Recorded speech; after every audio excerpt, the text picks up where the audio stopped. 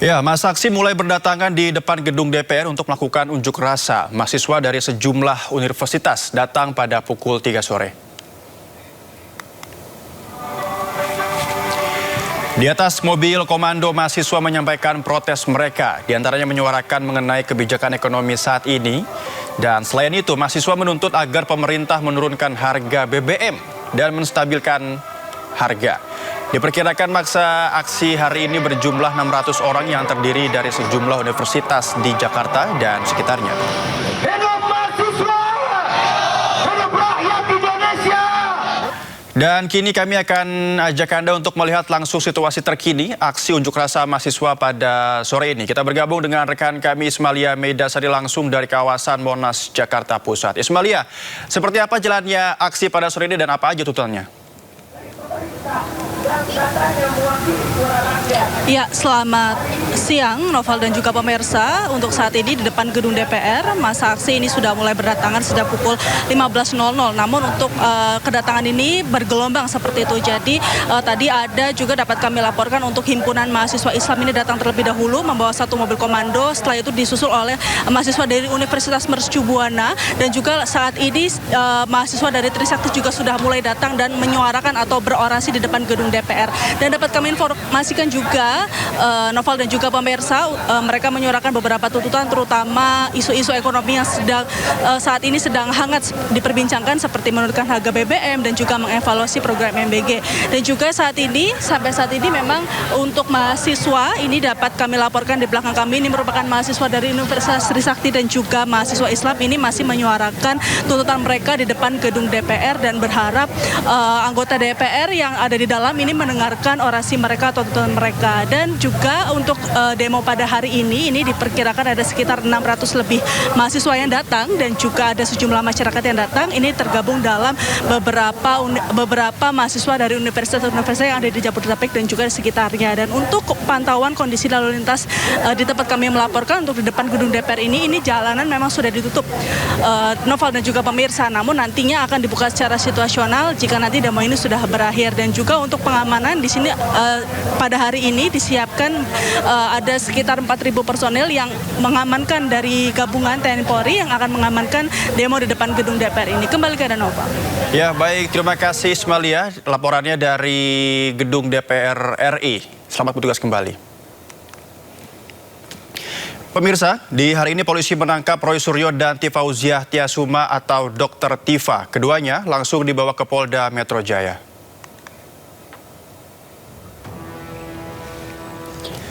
Roy Suryo ditangkap di rumahnya jam 7 pagi oleh penyidik Polda Metro Jaya, pemirsa. Roy Suryo dan Dr. Tifa saat ini berstatus tersangka kasus dugaan pencemaran nama baik terkait tudingan ijazah palsu Presiden ke-7 Joko Widodo sejak November 2025 lalu.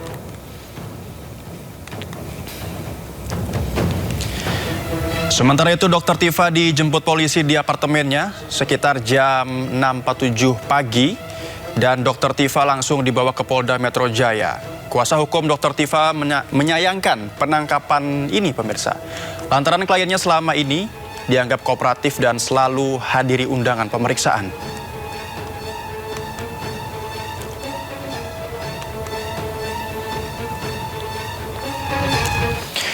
Polda Metro Jaya menegaskan penahanan Roy dan Tifa merupakan bagian dari proses penyerahan tersangka dan barang bukti dari penyidik Polda ke JPU Kejaksaan Tinggi DKI Jakarta. Para tersangka selanjutnya akan menjalani pemeriksaan kesehatan sebelum persidangan digelar. Kami pastikan bahwa penyidik akan menjamin hak dan kewajiban tersangka terlindungi sebagaimana undang-undang yang berlaku. Dan berikut pemirsa pernyataan dari kuasa hukum Roy Suryo dan Dr. Tifa, Refli Harun yang saat ini sudah berada di Polda Metro Jaya. Masuk akal kalau ditangkap dan ditahan. Tapi ini kan hal yang terkait sesuatu yang debatable. Masih berdebat kita. Apakah yang dilakukan Mas Roy dan Dr. Tifa itu adalah benar pencemaran nama baik, benar fitnah?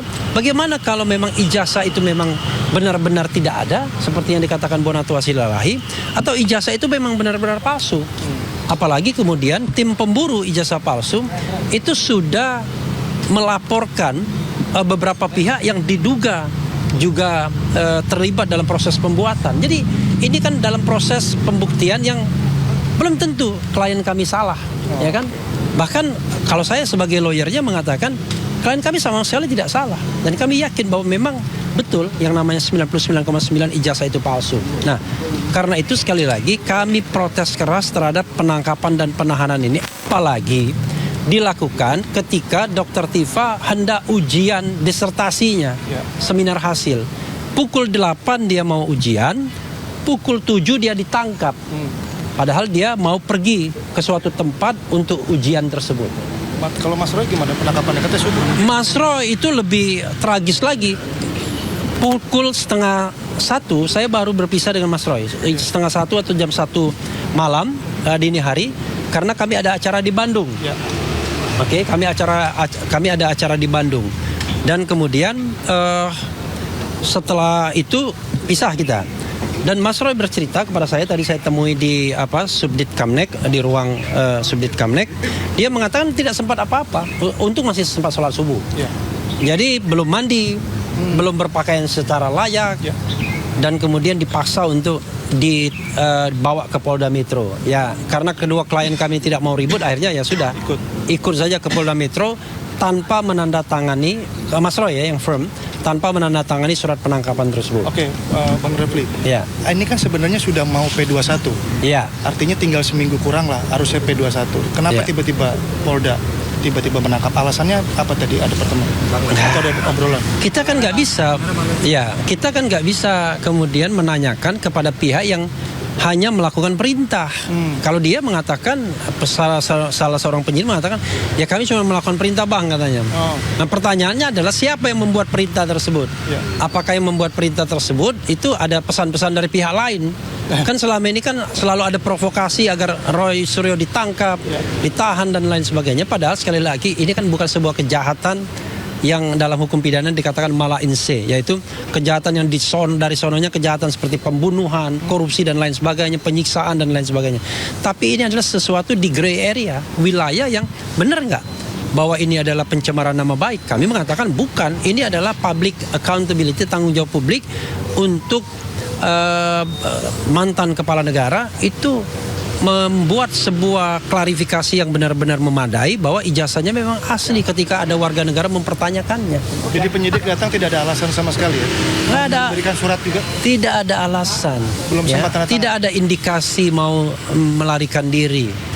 Tidak ada surat dan lain sebagainya. Begitu. P21 ini kan baru dimulai tanggal 2 Juni ya Pak ya. Artinya kata siapa? Waktu tanggal itu sebetulnya Bapak sudah diinfokan atau bagaimana? Nggak ada.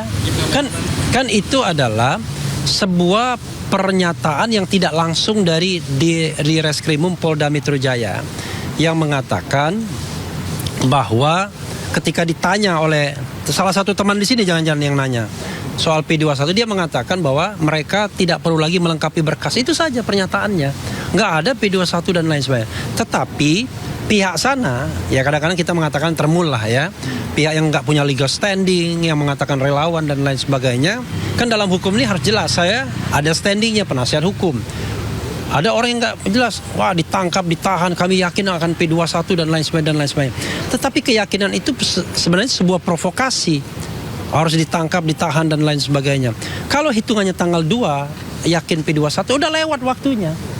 Sekarang ini kalau menurut aturan internal di kejaksaan yang saya pahami ya, karena ini kan semua hukum acara baru dan lain sebagainya, itu dalam jangka waktu 14 hari saja penyerahan itu dilakukan. Kalau misalnya kita ketahui tanggal 2 Juni dianggap sebagai sebuah pengumuman tidak resmi adanya P21, kan itu artinya tanggal 19 ini sudah lewat waktunya. Berapa hari sudah? 17 hari. Padahal time frame-nya hanya 14 hari saja. Jadi penentuannya kapan? Tapi yang jelas dalam jangka waktu 14 hari tidak boleh lebih dari itu. Karena itu saya katakan, baik secara formil maupun material, ini sudah banyak sekali terjadi pelanggaran-pelanggaran begitu.